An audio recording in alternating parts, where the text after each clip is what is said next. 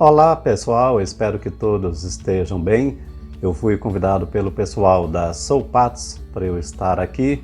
Em breve eu vou lançar mais um livro, creio que o motivo de eu ter sido chamado, ou pelo menos aquilo que seria o motivo principal é esse. É um prazer estar aqui.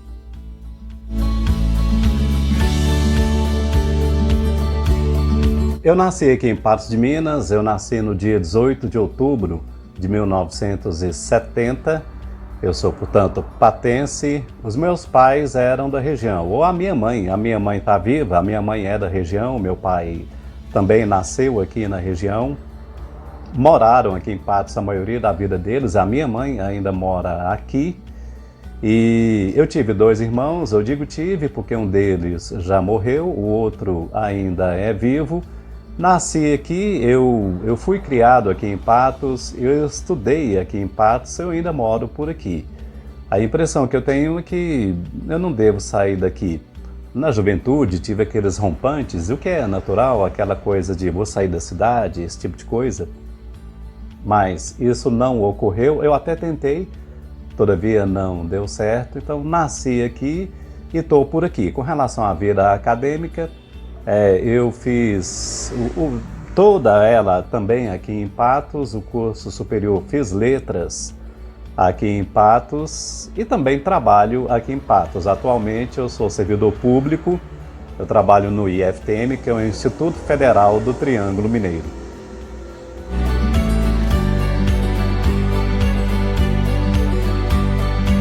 Os livros que eu já publiquei, pode ser que eu me esqueça de algumas, vamos lá. O primeiro foi o Leve Poesia, isso já no longínquo ano de 2000. Depois veio Algo de Sempre em 2003. Depois eu fiquei um tempo sem publicar. Eu fiquei sem publicar, mas não sem escrever. Eu vinha publicando em blogs, também em jornais, em revistas. E eu voltarei a publicar, salvo engano, em 2014 ou 2015 pela Chiado Editora. Pela Chiado Editora eu publiquei uma série de livros. Eu publiquei Dislexias, que é um livro de poesia. Publiquei também Amor de Palavra, também um livro de poesia. Publiquei Anacrônicas, que é uma reunião das crônicas que eu vinha escrevendo ao longo do tempo. Também pela Chiado eu publiquei o livro de João, que é um livro infantil. Publiquei também Entrevista com o Professor, que é um romance, isso pela Chiado. Pela Sete Letras, a Chiado é uma editora portuguesa, mudou de nome, salvo engano agora é Atlântico Editorial. Pela Sete Letras do Rio de Janeiro eu publiquei O Fim do Brasil durante a pandemia, e agora estou lançando também pela Sete Letras lá do Rio o Histórias Familiares, que é um livro de contos.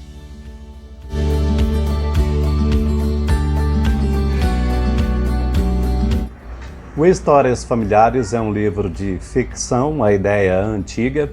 Há um tempão eu tinha um interesse em escrever sobre relações familiares. É uma temática que muito me atrai e durante a pandemia o livro foi escrito. É um livro de contos, é um livro de ficção, não é um livro sobre a minha família. A intenção era fazer literatura. São 19 contos em 130 páginas. E o projeto era mostrar o quanto é difícil manter uma relação, o quanto os relacionamentos podem ser muito espinhosos.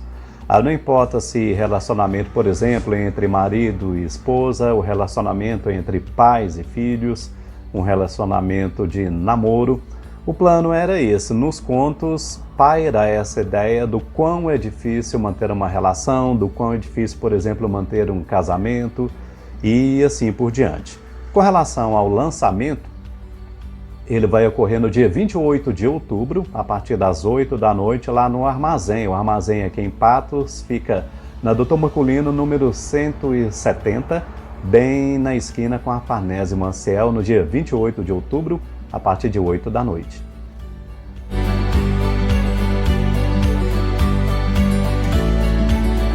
Talvez, e estou pensando nisso agora, talvez o fato de ter havido a pandemia e talvez também em virtude do momento político do país, a literatura acabe dando a sua resposta. Não quer dizer que seja uma resposta melhor ou pior do que qualquer outra resposta que possa haver por aí.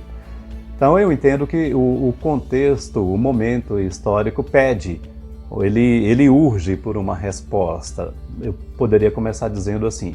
O outro fato é que eu entendo que a cidade sempre foi muito prolífica com relação à produção literária. Sempre houve uma produção literária muito grande e muito interessante aqui em Patos de Minas.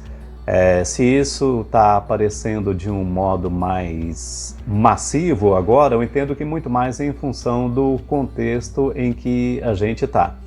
E eu até entendo que Patos tem vivido esse momento muito rico, muito interessante, muito profícuo, não só na literatura, mas também na música. Eu entendo que a pergunta é sobre a literatura e, de fato, isso tem ocorrido com diversos autores lançando seus trabalhos, mas algo parecido tem ocorrido também na música, no cenário musical aqui da cidade.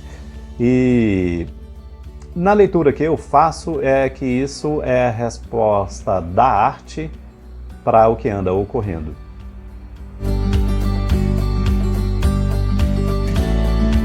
A fotografia ela pintou na minha vida de um modo mais intenso a partir de 2004. Na adolescência eu já vinha fotografando, fiquei um tempão sem fotografar.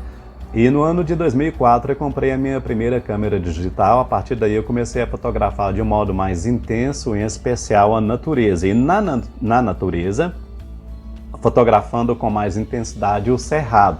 A região aqui de Patos de Minas, porque a gente vive num bioma, o bioma é o cerrado, o bioma local.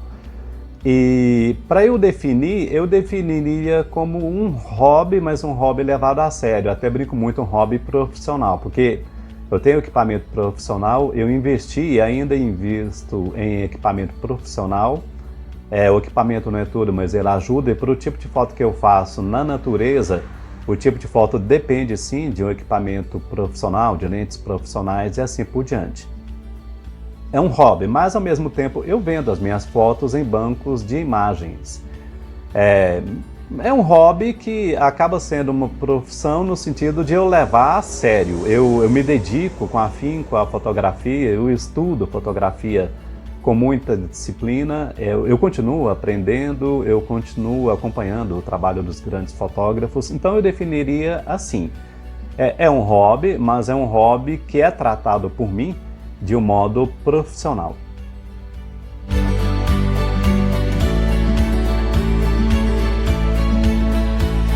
Eu entendo que a fotografia ganhou e muito com as redes sociais, tanto para quem fotografa, eu digo assim, profissionalmente, quanto para aquele que tem o hobby da fotografia.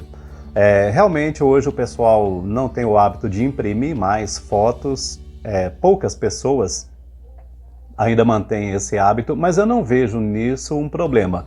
Mudou a mídia, mudou o meio, mudou o modo como as pessoas lidam com a fotografia, mas hoje as pessoas estão fotografando como nunca, e isso é ótimo. A maioria das pessoas não tem a intenção profissional e não há o menor problema nisso. A maioria das pessoas não tem a preocupação em fazer uma foto tecnicamente bem feita, no que também não há o menor problema. Em contrapartida, isso tem gerado o interesse de mais pessoas pela fotografia. E o acesso à fotografia tem sido mais fácil, principalmente por intermédio dos celulares. Então eu entendo que a tecnologia tem sido uma grande aliada da fotografia.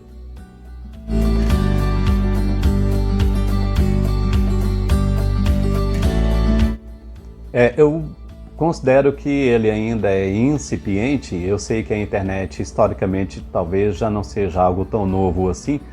Ele é incipiente e ainda tem muito o que melhorar. O meio em si e as pessoas ao lidarem com esse meio. Aí eu estou falando de um modo mais específico de redes sociais. Se por um lado elas trouxeram à tona a possibilidade de acesso a um mundo maravilhoso, no meu caso, por exemplo, com a fotografia, eu posso acompanhar praticamente em tempo real o que os grandes fotógrafos têm feito. E, por outro lado, trouxe também um mundo de ignorância, um mundo de preconceito. Esse mundo de ignorância, de preconceito, de desinformação, evidentemente ele já existia antes do advento das redes sociais. O que elas possibilitam é que essa ignorância, que esses preconceitos, que eles tenham voz, que eles tenham vez, que eles façam vítimas, que eles sejam perigosos. Não seria um problema da rede social em si, a rede social não inventou a ignorância, a rede social não inventou o preconceito, mas ela dá voz. Eu não sei o que as redes sociais vão fazer com isso no futuro, se é que elas estão interessadas em fazer alguma coisa. Agora, sim, elas trouxeram o que a gente tem de bom e, em contrapartida, também o que a gente tem de ruim.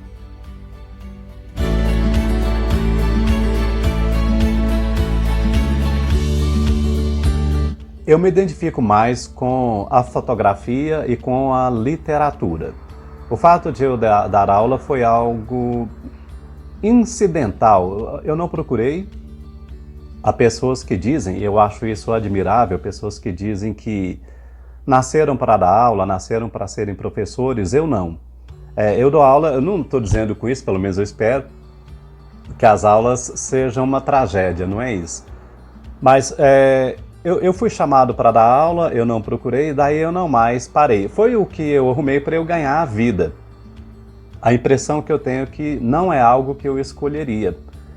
O rádio foi um tempo muito bom. A impressão que eu tenho é que eu não volto a fazer rádio, parei de escutar rádio e eu me identifico muito com a fotografia e com a literatura por achar, mas eu posso estar errado, por achar que é aquilo que eu faço de melhor. Espero que as aulas não sejam uma lástima, uma tragédia, mas eu me sinto mais confortável na fotografia e na literatura.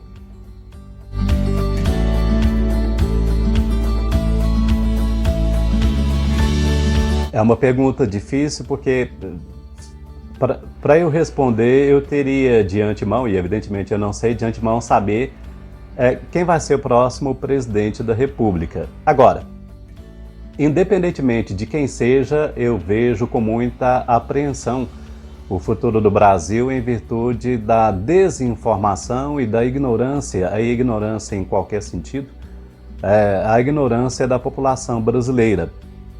Parte dessa população não tem culpa por essa ignorância, eu estou dizendo ignorância no sentido de não se conhecer alguma coisa, parte da população não tem culpa e parte tem. Eu vejo com apreensão em função da ignorância, e a ignorância ela acaba sendo um prato cheio para manipulação. Eu queria estar mais animado, aí é independente mesmo de quem seja o próximo presidente da República. Eu queria estar mais animado, eu queria estar sentindo em mim algum otimismo, mas eu não posso... A primeira pessoa que eu não posso enganar sou eu mesmo. Eu estou extremamente apreensivo.